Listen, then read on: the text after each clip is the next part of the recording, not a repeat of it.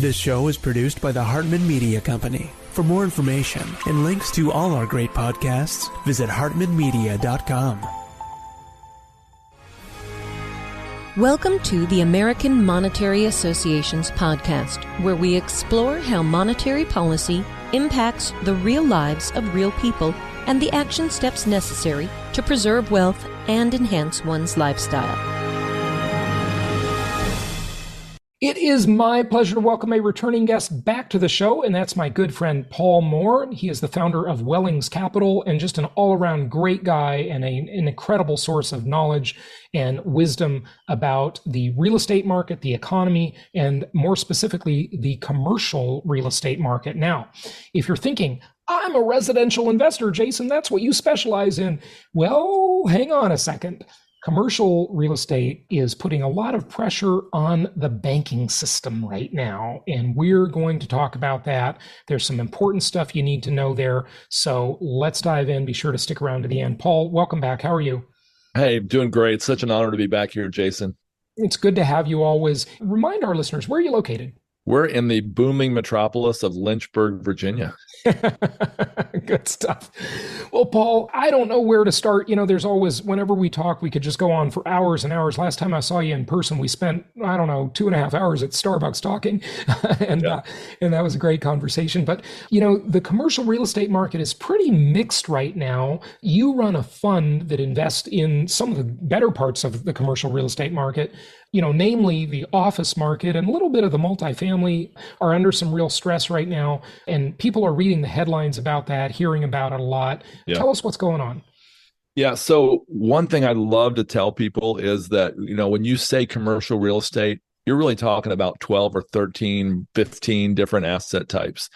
And the headlines have been, and I'm not trying to defend or criticize the headlines, but I saw a headline that said, the biggest crash ever is about to happen in commercial real estate. And I read the article. Sometimes what's interesting, they just say real estate.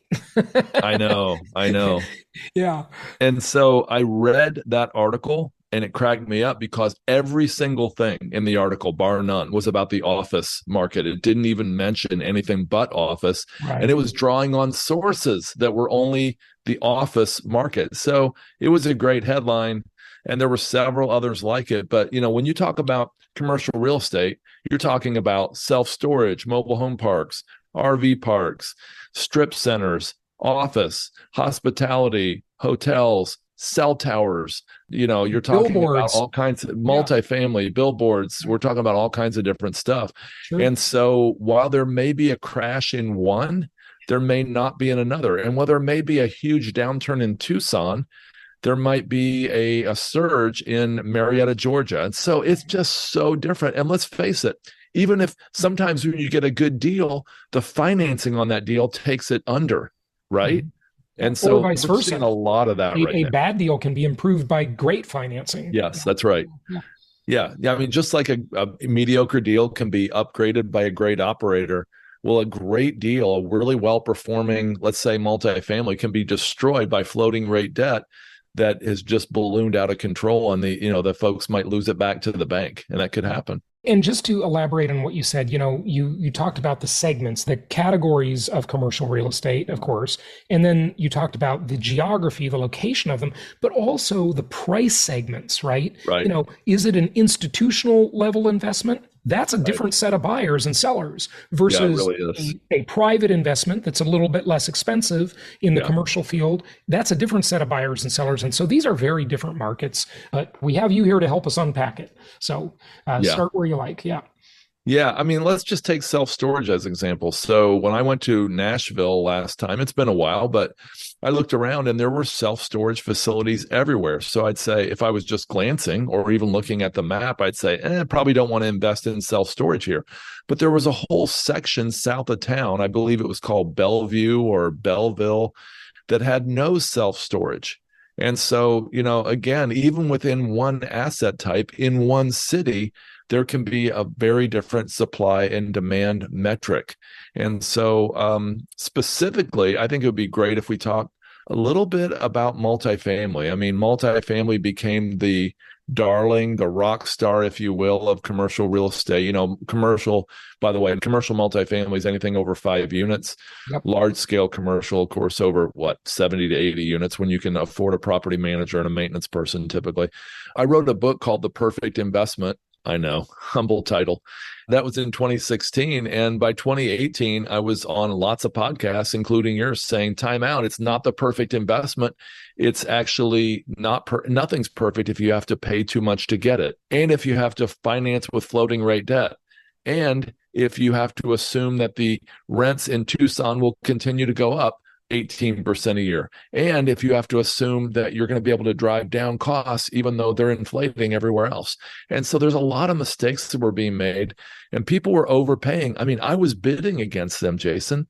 They were overpaying by 20 or 30%. And now, as a lot of people were playing musical chairs, and people I bid against were able to sell those deals for 10, 20, 30%, 50%, 100% profit on the equity in some cases. But the music stopped, and some of those people are now without a chair. You know what I mean? Right. Yeah. Tell us more about the commercial real estate market. We're talking multifamily. What else do you want people to know about the multifamily? And then let's maybe jump over to another segment. Well, amazingly, I think that multifamily is largely still overpriced, especially relative to the current cap rate. Somebody could even argue that it might be more overpriced right now than it was at the height of the boom in what was that, early 22, let's say. I just read the other day that the average cap rate in Phoenix, or maybe it was Arizona in general, has risen 59%, meaning the value of the property, if I got my math straight, should be down by 59%. I doubt that that's happened. Or the income went way up, which Yeah. I also doubt that. Yeah, but okay. Right. Yeah. So if the cap rate went from, let's just, and I'm doing the math live here, so this could be a problem. Sure. But if we go from a 3% cap rate, and I'm making that up, to a 5% cap rate, that's 2/3, 2 divided by 3, that's a 67% drop in cap or expansion of cap rate. That's what I meant to say. Mm-hmm. So therefore, if the value formula of commercial real estate, value equals net operating income divided by cap rate, if the denominator is 67% higher, I'm doing the math live here, but I think it should mean that the value is 67% lower. So 59, in other words, sounds about right. It really does. Well, I don't think that's happened, Jason. I spent the day with a guy the other day who said that he had sold 2 very large multifamilies in Phoenix or Scottsdale the last couple of years. And those brokers are coming back to him now saying, hey, they're in trouble. They want to sell it back to you for just the value of the debt. In other words, they know the equity's already wiped. Right. And he said, no, it's not worth that. But so it's not even worth the debt value. Not even worth the 75%-ish of debt that he. So the name we use for that is underwater. It's underwater. Yes. Yeah. Right. Okay. And do you have an estimation or, any stats to share with us about, like how many multifamily properties are underwater? The statistics for that kind of stuff are harder than they are with residential, but no, I don't. I just heard that the peak of the short-term or the floating rate loans coming due is around December. So we're only about 2 months away. We'll see if that's true. Okay, so that'll be sort of the hump of the camel, right? Yep. And that's the peak, but there will still be a lot of them after December. And it takes a while to kind of wash out, even if the peak of the loans due in December, like that means there's a default that occurs in December or January. And then there's the workout process and everybody's negotiating and the lender's threatening and the borrower's threatening and they're, maybe they can meet and work things out. Or has rescue capital entered the market much yet? Yeah, rescue capital is entering the market, and that's something we should probably talk about. And maybe define rescue capital first. Yeah. So we're investing in preferred equity right now, and I want to be really clear, we're not doing rescue capital. Some people think those are interchangeable terms. Rescue capital could be, for example, this is a model of pref equity. So right now, the reason we're talking about rescue capital, but I'm going to back up a little bit, go to a higher level and just say, what's pref equity? And this might help answer the question. So with pref equity right now, you've got, deals that are coming in that used to be financed at 75% LTV. Now they're only at 50 or 60. So that's the debt down here at the bottom. Equity, people aren't raising equity as fast and as voluminously than they used to. And so they're coming in at only 25%. So that's leaving a gap. So gap financing could be either mezzanine debt or it could be preferred equity, in this middle tranche, okay? For those listening only, Paul is showing a diagram here of 3 different types of equity. Top 25% common equity, middle 15%, which is preferred equity, and the bottom 60%, which is the senior debt. Yeah, right.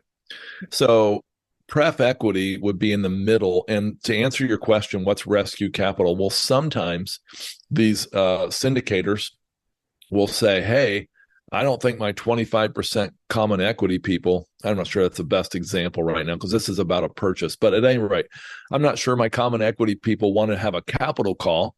So what are we going to do? Well, we're going to bring in some rescue capital in the form of pref equity that gets in front of the common equity and it gets behind the debt. And that rescue capital, is going to have, let's say, a very high price tag, like let's say 9% current cash flow, and then plus 5 or 6% upside when the deal's refinanced or sold. So it's definitely, well, I shouldn't say definitely because I'm not supposed to speak in absolutes. So says my compliance team, but it's almost certainly going to dilute the common equity pretty seriously. And if the value of the property goes down, the common equity people are going to take the first hit and a bigger hit because that pref equity got slid in the middle in front of them. Does that make sense? Yeah. Okay, so if it's rescue capital, these are the people that are sort of preying on the misfortune, you could say, of these investors who bought this property, but they're also helping them. So, it depends how you want to look at it, of course, right?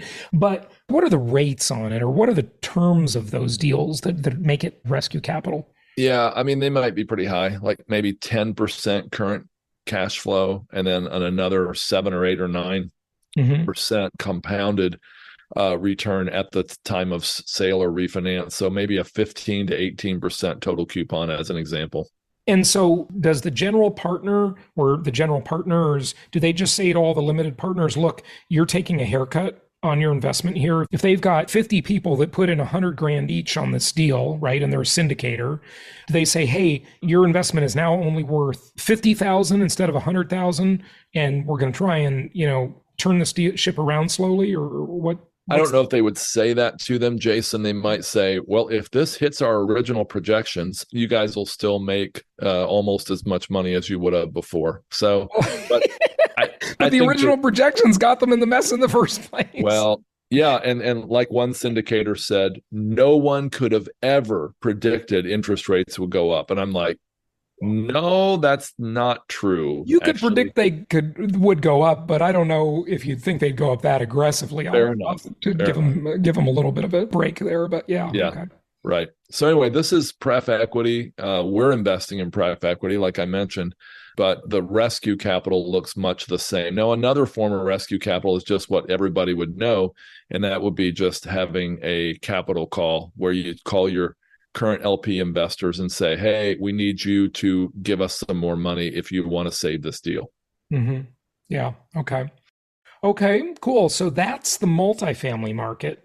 Want to tell us about the office market? Also tie it in with multifamily. I'm especially concerned about how this is going to affect the banks.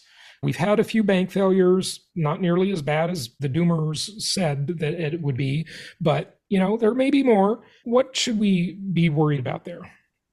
Yeah, so we know of a multifamily syndicator in, doesn't matter where they are, but their bank came to them and said, hey, your deal's just fine, but we're not going to refinance it. And they're like, what? We're doing fine. Everything's going great. They said, yeah, we're taking such a hit on the office side that our board is telling us to not refinance other commercial real estate deals so we can, pull in, capital to just stay liquid.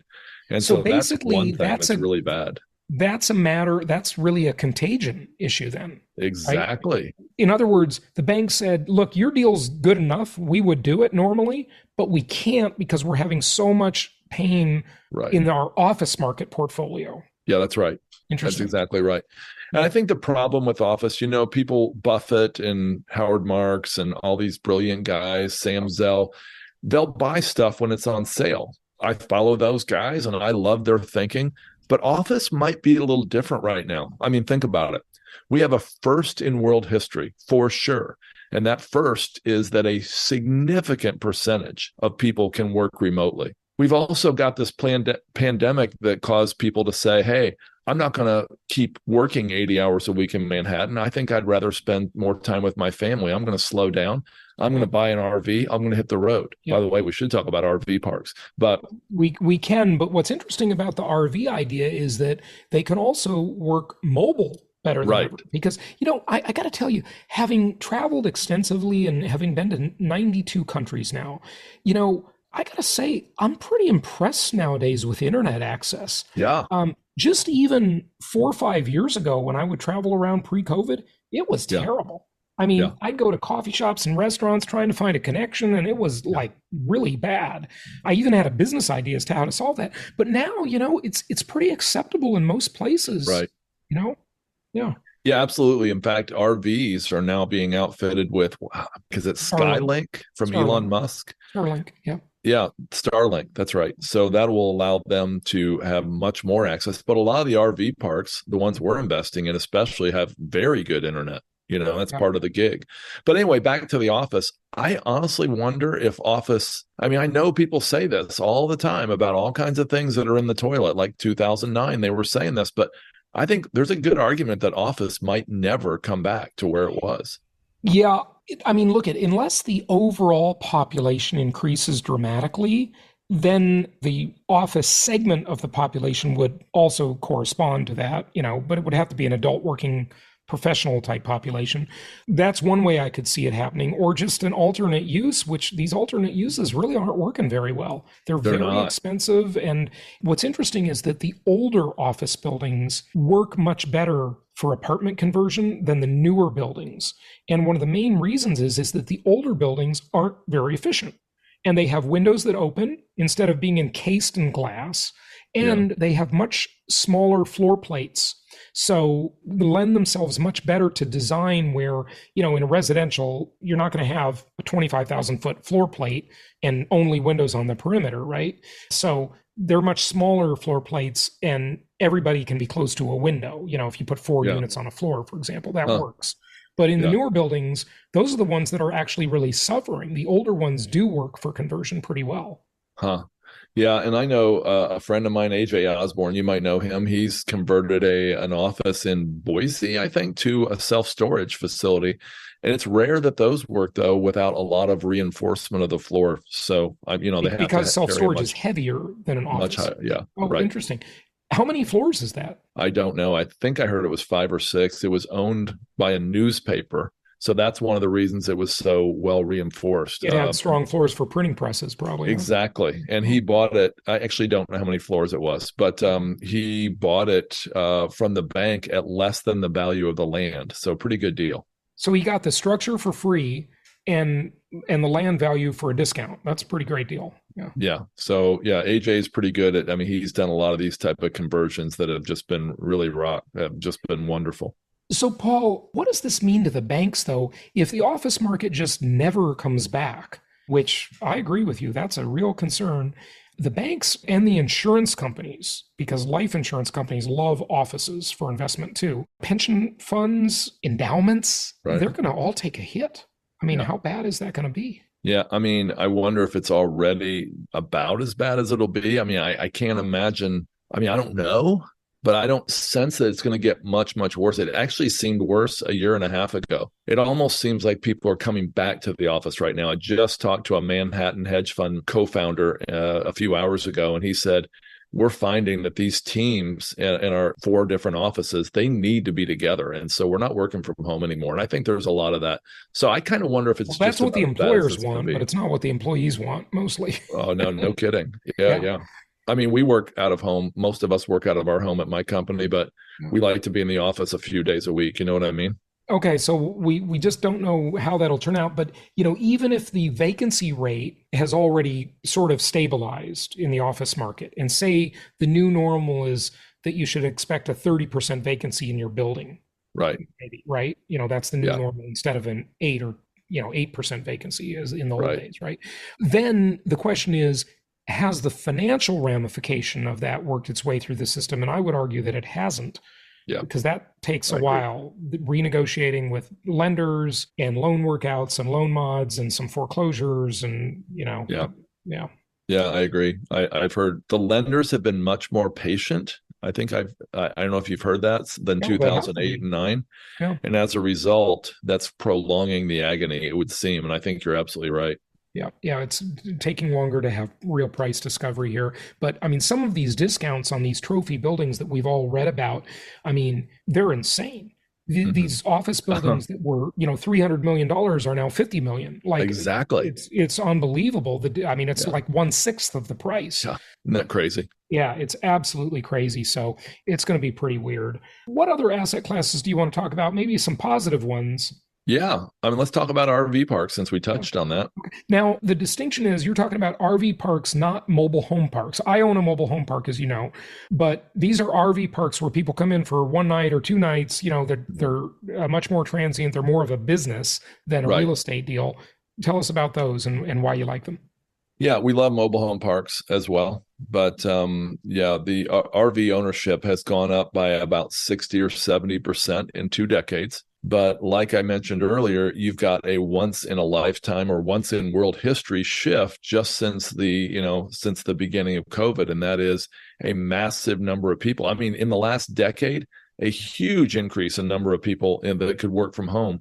But then COVID just, put that on steroids, as we all know.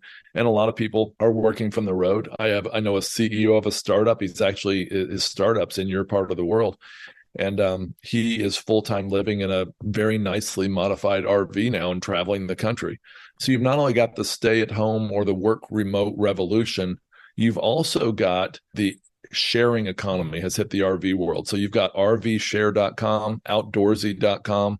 People like me who don't want to own an RV will rent an RV.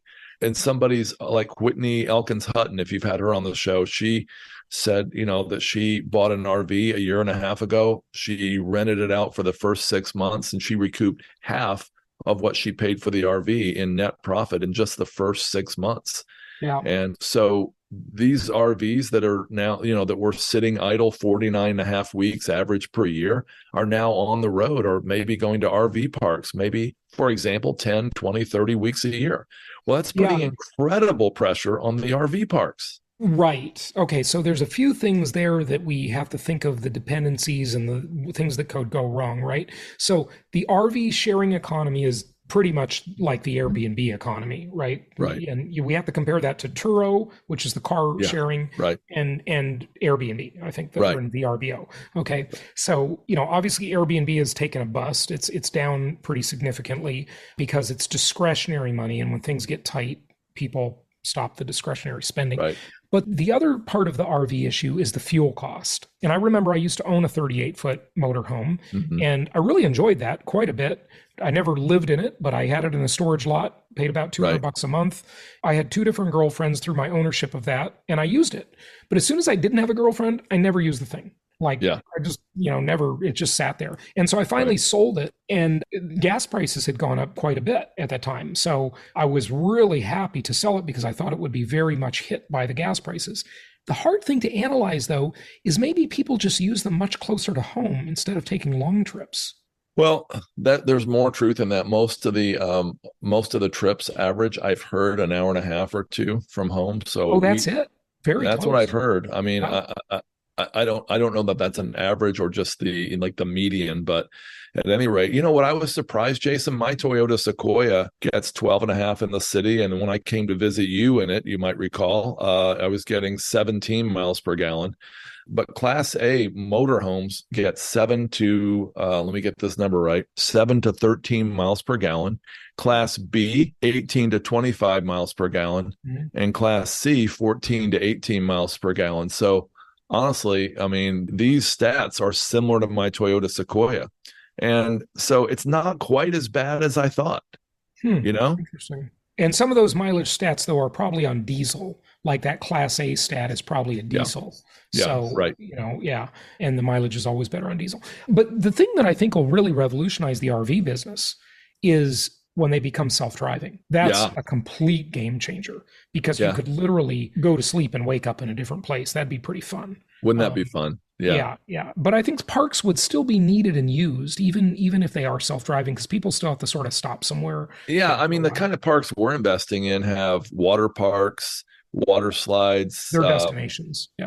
Yeah. They have drive-in movie, putt-putt golf, fishing lake, swimming lake, Wibbits, everything, Yeah. So. Cool. So how are you finding those deals and evaluating them, structuring them? Anything you want to share there? Yeah, so it's really hard to get debt on RV parks right now, sort of like self-storage might have been in the 90s. I wasn't around, I wasn't doing self-storage in the 90s, but I've heard that RV parks are where storage was in the early to mid 90s. So a lot of those deals are getting done for cash. And then once they're completely stabilized, they might be getting a loan from maybe a local or regional bank on these to, try to increase the returns. But a lot of these deals are getting done and upgraded for cash from what I'm seeing.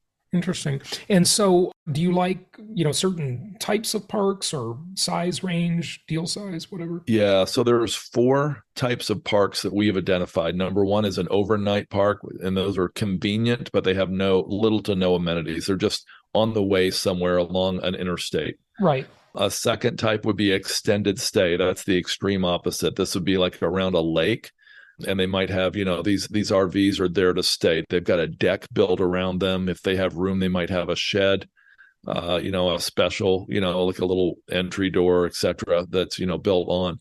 The third type is pretty obscure. That's workforce housing. These are people who are working on either a pipeline or an oil field or whatever, like up in North Dakota or Texas. Mm-hmm. These workforce RV parks are pretty popular. And then the fourth type is a destination RV park.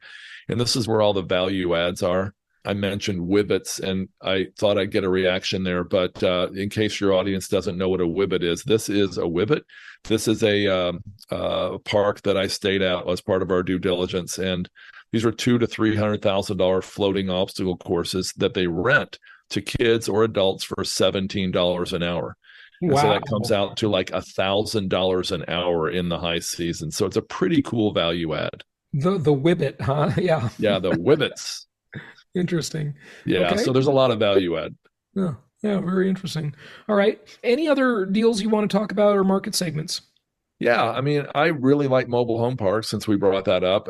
There's a tremendous shortage of affordable housing in America. And it's funny, these politicians, they're out there crying against capitalism and, for affordable housing. But those same politicians will not approve a mobile home park in, their neighborhood. That's called NIMBYism, not in my backyardism. Sure. And so mobile home parks are still the only asset type I know of that have a decreasing supply or a stable supply and an increasing demand every year. Mm-hmm. And there's still a whole bunch of mom and pops out there who are charging $100 or $200 per month in lot rent, they've been doing for 40 years, where the competitive rate is $500-$600 a month. And so it's, still got a lot of upside in those. I'm not saying somebody should go buy it and increase the price from $200 to $600 a month, but I am saying that there is some upside and that there is a real demand. And a lot of the mom and pops can't fill these empty slots because it might cost them $50,000 per lot to put a mobile home on it and then take the risk of selling that mobile home to a tenant. But a big operator can do that. They've got the financing in place, and they've got the, the list of tenants that they formalized by doing this thing called marketing. Right. And there's a lot of tremendous upside in mobile home parks. Yeah, I agree with you. And as I've long said, America, whether it be a mobile home park or not, to solve the housing affordability problem, we have got to get rid of the stigma against manufactured housing. Exactly. Okay? And that doesn't mean it's a mobile home or in a mobile home park, just manufactured. It's much more efficient to manufacture big pieces of a house in a factory and bring it to the lot than to build it on site. Absolutely. I don't think anyone thinks it's a good idea to manufacture cars on site. When I buy a new car, they're not coming to my driveway to assemble the thing. Okay. Yeah. It's crazy. Yeah. Well, Elon might make that happen someday. You never know. Well, who knows? But there might be some better way to do it in the future. Nobody knows. Okay, Paul, well, give out your website, tell people where they can find you, and just any closing remarks you have. Yeah, well, I would really want to encourage people to consider watching the movie Sound of Freedom, watching the older movie Nefarious from 2011 or 12 from Exodus Cry that exposes human trafficking And so I really encourage people to consider joining me on Giving Tuesday to give to AIM. That's AIM. That's aimfree.org. We're raising a lot of awareness and money for that group that has 100% Charity Navigator score. So very impressive group. If people want to get hold of me and hear more about any of these asset classes or anything else, they can reach me at Wellings, that's WELLINGS, wellingscapital.com/resources, and you can get all kinds of free special reports and other fun stuff. Good stuff. Yeah, that's a great cause, Paul, and I'm glad to see you're so involved with that, so passionate about it. And thank you very much for joining us today. Appreciate it. Hey, thank you so much. It's a great honor to be here, Jason. Thank you so much for listening. Please be sure to subscribe so that you don't miss any episodes. Be sure to check out the show's specific website and our general website, hartmanmedia.com, for appropriate disclaimers and terms of service. Remember that guest opinions are their own, and if you require specific legal or tax advice or advice in any other specialized area, please consult an appropriate professional. And we also very much appreciate you reviewing the show. Please go to iTunes or Stitcher Radio or whatever platform you're using and write a review for the show. We would very much appreciate that. And be sure to make it official and subscribe so you do not miss any episodes.